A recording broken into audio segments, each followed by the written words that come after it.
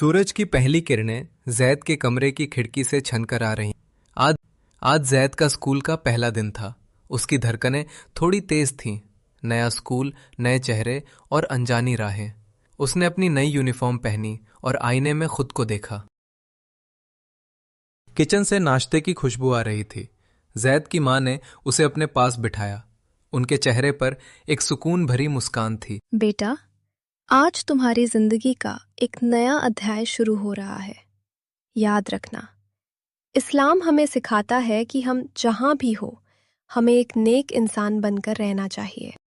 जैद के अब्बू भी पास आ गए। उन्होंने जैद के कंधे पर हाथ रखा और गंभीर स्वर में बोले, जैद, स्कूल में सिर्फ किताबें नहीं पढ़ी जाती, बल्कि अपने चरित्र का निर्माण भी किया जाता है। ईमानदारी तुम्हारी सबसे बड़ी ताकत है।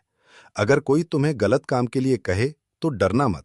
बिस्मिल्लाह कहकर अपने दिन की शुरुआत करना और याद रखना कि अल्लाह तुम्हें हर जगह देख रहा है।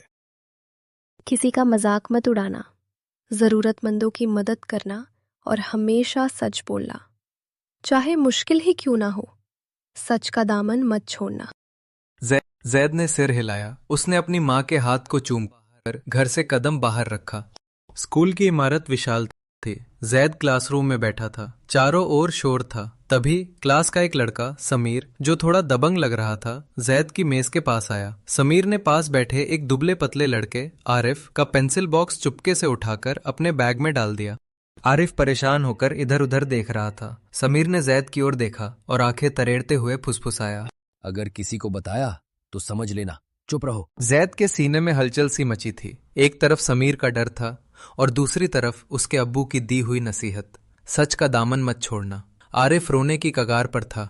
वो अपनी मां की दी हुई उस पुरानी पेंसिल बॉक्स को ढूंढ रहा था। समीर और उसके दोस्त जैद को घूर रहे थे, मानो उसका इम्तिहान ले रहे हों। जैद की सांसें फूल रही थीं। जैद को अपने अब्बू की आवाज याद जैद ना, और याद रखना कि अल्लाह तुम्हें हर जगह देख रहा है। उसने एक गहरी सांस ली। उसका डर अब हौसले में बदल चुका था। उसने अपनी जगह से उठकर आरिफ के पास जाकर कहा, आरिफ, तुम अपना बस्ता देखो, तुम्हारा बॉक्स समीर के बैग में है। क्लास में सन्नाटा छा गया। समीर का चेहरा गुस्से से लाल हो गया। वो खड़ा हुआ और जैद की ओर लपका। तूने क्या कहा? जैद की आवाज कांप रही थी, लेकिन वो झुका नहीं। गलत काम गलत होता है समीर।